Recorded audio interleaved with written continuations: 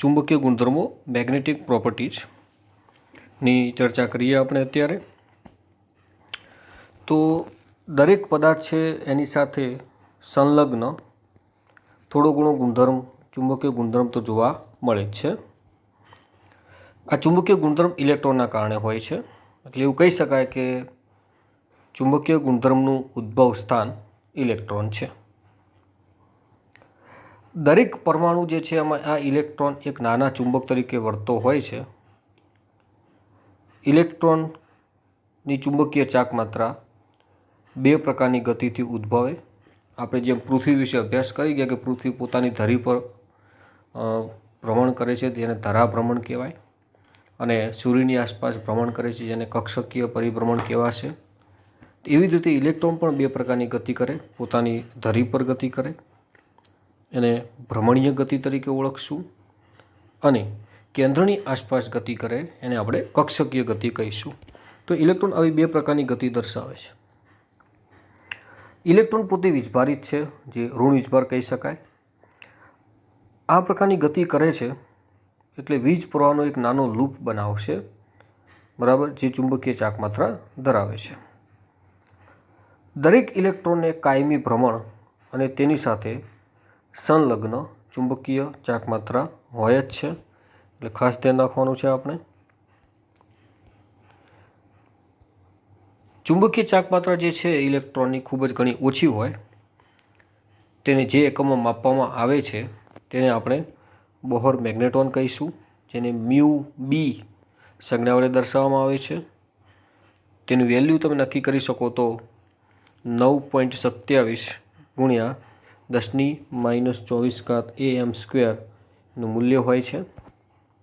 તમે નક્કી કરી શકતા હોય તો બરાબર છે. હવે પદાર્થોને તેની ચુંબકીય ગુણધર્મોના આધારે 5 વિભાગમાં વહેંચી શકાય પદાર્થોને. એમાં જે પહેલો જે છે એ અનુચુંબકીય. તો બધા અનુચુંબકીય જે પદાર્થો છે તમારે એટલું સમજવાનું કે આ અનુચુંબકત્વ જે ગુણધર્મ છે શાના કારણે હોય, તો કે અનુચુંબકીય ગુણધર્મ અયુગ્મિત ઇલેક્ટ્રોનની હાજરીના કારણે હોય, બરાબર. હવે અયુગ્મિત ઇલેક્ટ્રોન એક હોઈ શકે, એકથી વધારે પણ અયુગ્મિત ઇલેક્ટ્રોન હોઈ શકે છે. એની હાજરીના કારણે તે અનુચુંબકીય ગુણધર્મ ધરાવે છે.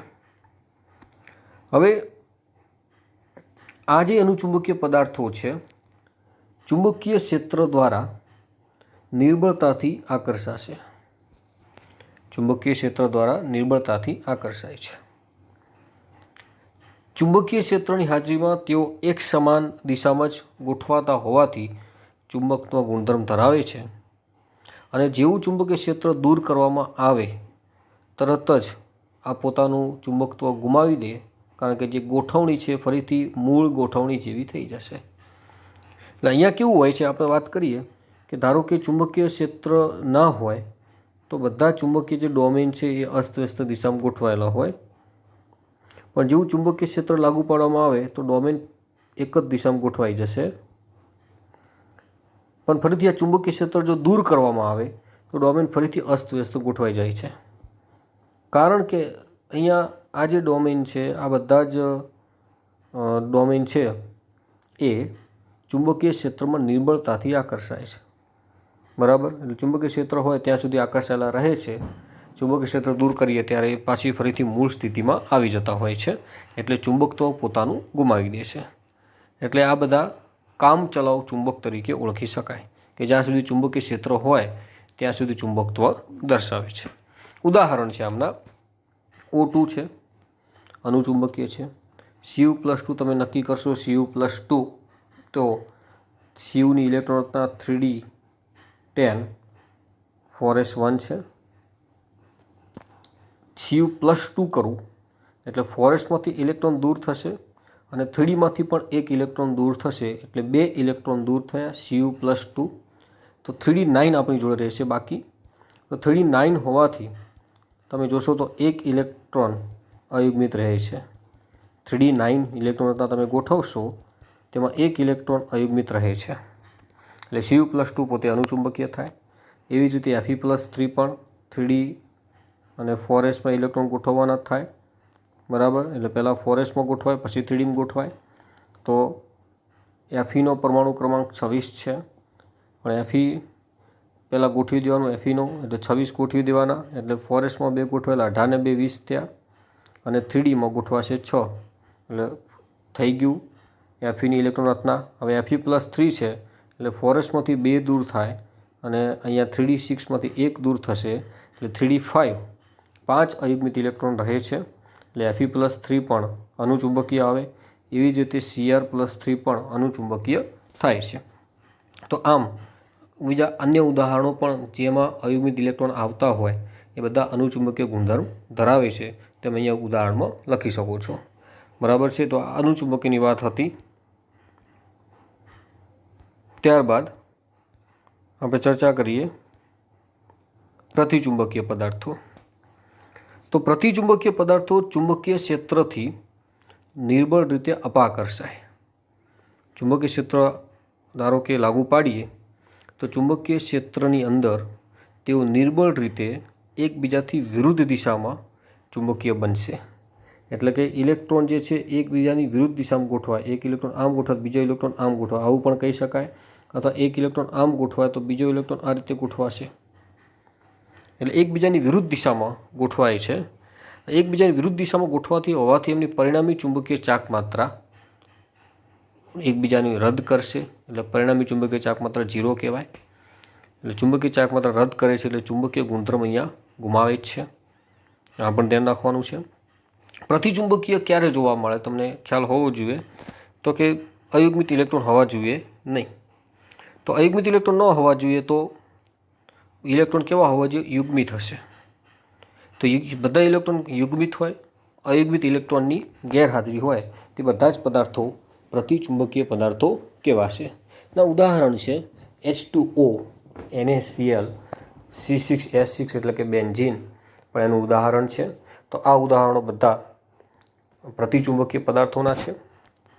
ત્યારબાદ લોહ ચુંબકત્વ, ફેરોમેગ્નેટિક ઇંગ્લિશમાં કહેવાશે એને નામ ફેરોમેગ્નેટિક, તેનો અર્થ થશે લોહ ચુંબકત્વ. હવે કેટલાક પદાર્થો એવા છે આયર્ન, કોબાલ્ટ, નિકલ, ગેડોલિનિયમ, CrO2 જે ચુંબકીય ક્ષેત્રથી ખૂબ જ પ્રબળ રીતે આકર્ષાશે. આવા પદાર્થોને લોહ ચુંબકીય પદાર્થો કહેવાય.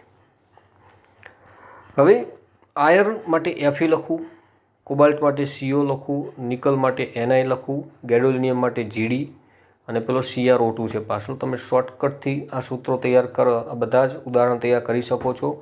ફેકોની ગેડાકો, ફેકોની ગેડાકો, FeCONi, ગેડો એટલે Gd અને કો એટલે CrO2, chromium dioxide, chromium CrO2 કહેવાશે. બરાબર, ધ્યાન રાખજો. હવે ઘન અવસ્થામાં આ બધા જ જે લોહ ચુંબકીય પદાર્થો છે એના ધાતુ આયનો એક નાના વિસ્તારમાં ગોઠવાશે, જેને ડોમેન કહેવાશે. તો કે નાના જે ધાતુ આયનો છે એક નાના વિસ્તારમાં ગોઠવાય તો આને આપણે ડોમેન કહીશું. દરેક ડોમેન એક ચુંબક તરીકે વર્તે. લોહ ચુંબકીય જે પદાર્થો છે બિનચુંબકીય ટુકડો હોય, બધા જ બિનચુંબકીય, ધારો કે ચુંબકીય ક્ષેત્ર લાગુ પાડેલ ન હોય એવી વાત કરીએ, ત્યારે બધા જ અસ્તવ્યસ્ત રીતે ગોઠવાયેલ હોય છે. અહીંયા શબ્દ વાપર્યો છે અભિવિન્યાસ. અભિવિન્યાસ મતલબ ગોઠવાયેલ હોવું. તો બધા જ ડોમેન છે ચુંબકીય ક્ષેત્રની ગેરહાજરીમાં અસ્તવ્યસ્ત ગોઠવાયેલા હોય. એ વખતે ચુંબકીય ચાક માત્રા હોતી નથી, કેમ કે અસ્તવ્યસ્ત ગોઠવણી હોય એટલે દરેક જે કોઈ એક, ધારો કે આવી અસ્તવ્યસ્ત ગોઠવણી છે આવી, તો કોઈ એક ધારો કે ચુંબકીય ક્ષેત્ર ઉત્પન્ન કરતો હોય તો બીજું એનું ચુંબકીય ક્ષેત્ર શું કરે છે? નષ્ટ કરે. એટલે પરિણામી ચુંબકીય ચાક માત્રા શૂન્ય થાય. પણ જ્યારે આ પદાર્થને ચુંબકીય ક્ષેત્ર મૂકવામાં આવે છે ત્યારે આકૃતિમાં બતાવ્યા મુજબ બધા જ ડોમેન એક જ દિશામાં અભિવિન્યાસ પામે છે. બધા જ ડોમેન એક જ દિશામાં ગોઠવાઈ જાય છે. આ આકૃતિ પ્રમાણે બધા જ ડોમેન એક જ દિશામાં ગોઠવાઈ જાય છે, એટલે અહીંયા પ્રબળ ચુંબકીય અસર પેદા થાય છે. પ્રબળ ચુંબકીય અસર પેદા થયા બાદ હવે ફરીથી તમે ધારો કે ચુંબકીય ક્ષેત્ર અહીંયા દૂર કરશો તો પણ આ ડોમેન બધા એક જ દિશામાં ગોઠવાયેલા રહેશે, સતત આવૃત રહેશે, ફરીથી અસ્તવ્યસ્ત બનશે નહીં. એટલે લોહ ચુંબકીય પદાર્થો કાયમી ચુંબક બને છે એવું કહી શકાશે. બરાબર છે. તો અહીંયા લોહ ચુંબકીય પદાર્થો કાયમી ચુંબક બને છે. બરાબર છે. તો આ હતા લોહ ચુંબકીય પદાર્થોના કેટલીક વાત હતી. ત્યારબાદ નેક્સ્ટ છે પ્રતિ લોહ ચુંબકીય પદાર્થો, એને ઇંગ્લિશમાં કહીશું એન્ટી ફેરોમેગ્નેટિક. તો કે MnO મેંગેનીઝ ઓક્સાઇડ જેવા પદાર્થ છે પ્રતિ લોહ ચુંબકત્વ દર્શાવશે. તેમની જે ડોમેન રચનાઓ તમે જોશો તો સેમ લોહ ચુંબકીય પદાર્થો જેવી જ છે, પરંતુ ડોમેન એકબીજાની વિરુદ્ધ અભિવિન્યાસ ધરાવશે. એટલે એક ચુંબક, ધારો કે નાનું ચુંબકની ડોમેન કોઈ એક દિશામાં હોય તો બીજી જે ડોમેન છે એની વિરુદ્ધ દિશામાં થશે. આમ બંને એકબીજાની ચુંબકીય ચાક માત્રા રદ કરે છે. બરાબર. એટલા માટે આ પ્રતિલોહ ચુંબકીય પદાર્થો તરીકે ઓળખી શકાય. અહીંયા પરિણામી ચુંબકીય ચાક માત્રા શૂન્ય હોય છે. બરાબર છે. ગોઠવણી તમારે ખાસ જોવાની છે.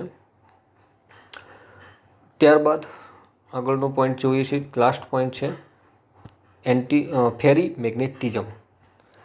ફેરી મેગ્નેટિઝમની વાત કરીએ તો આ ખાસ તૈયાર કરવા જેવું છે. પદાર્થમાંની જે ડોમેન છે એ ડોમેન પોતે સમાંતર તેમજ પ્રતિ સમાંતર, તમે એવું પણ બોલી શકો સમાંતર તેમજ બિન સમાંતર રીતે અસમાન સંખ્યામાં અભિવિન્યાસ પામેલ હોય. એટલે કે પદાર્થમાંના ચુંબકીય જે ડોમેન છે એ સમાંતર તેમજ બિન સમાંતર રીતે અસમાન સંખ્યામાં અભિવિન્યાસિત થયેલા હોય તો તે ફેરી મેગ્નેટિઝમનો ગુણધર્મ ધરાવે છે તેવું કહી શકાય. તમે જોશો તો આ બે ડોમેન છે એક જ દિશામાં છે, પછી એક ડોમેન એ વિરુદ્ધ દિશામાં આવ્યું, ફરીથી બે ડોમેન એક જ દિશામાં આવ્યા, ફરીથી ડોમેન વિરુદ્ધ દિશામાં આવ્યું, એક ડોમેન ઉપરની દિશામાં આવી શકે, બે ડોમેન વિરુદ્ધ દિશામાં આવી શકે. આવું ગોઠવણ સમાંતર અસમાંતર, ફિક્સ નહીં કે બે ઉપર ને એક નીચે, બે ઉપર એક નીચે, એવું નહીં. બે ઉપર એક નીચે હોય, બે નીચે એક ઉપર, આવા અલગ અલગ રીતે ડોમેનની ગોઠવણી હોય છે. બરાબર. આ જે ગુણધર્મ છે ફેરી મેગ્નેટિઝમ ગુણધર્મ કહેવાશે. આ ફેરી મેગ્નેટિક પદાર્થો છે એમની સરખામણીમાં તેઓ ચુંબકીય ક્ષેત્રથી નિર્બળ રીતે આકર્ષાયેલ હોય. એટલે આ જે પદાર્થો છે ફેરી મેગ્નેટિક એ ફેરોની સરખામણીએ, એટલે કે લોહ ચુંબકીયની સરખામણીએ આ લોકો ફેરી મેગ્નેટિક પદાર્થો નિર્બળ રીતે આકર્ષાયેલ હોય છે. આપણને ખબર છે લોહ ચુંબકીય પદાર્થો પ્રબળ રીતે આકર્ષાયેલા હોય છે. ઉદાહરણની ચર્ચા કરીએ. Fe3O4 મેગ્નેટાઇટ ઉદાહરણ, MgFe2O4, ZnFe2O4 આવા ફેરાઇટ જે પદાર્થો છે એમના ઉદાહરણ છે, ખાસ તૈયાર કરવા ઉદાહરણ. અને આવો જે પદાર્થો છે ફેરી મેગ્નેટિઝમ એટલે ફેરી મેગ્નેટિક પદાર્થોને જો ગરમ કરવામાં આવે તો એમનો ફેરી મેગ્નેટિઝમ ગુણધર્મ ગુમાવશે અને અનુચુંબકીય બની જશે. એટલે પોતાનો મૂળભૂત ગુણધર્મ ગુમાવી દેશે અને અનુચુંબકીય પાછા બની જશે. એટલે તમને ખ્યાલ આવવો જોઈએ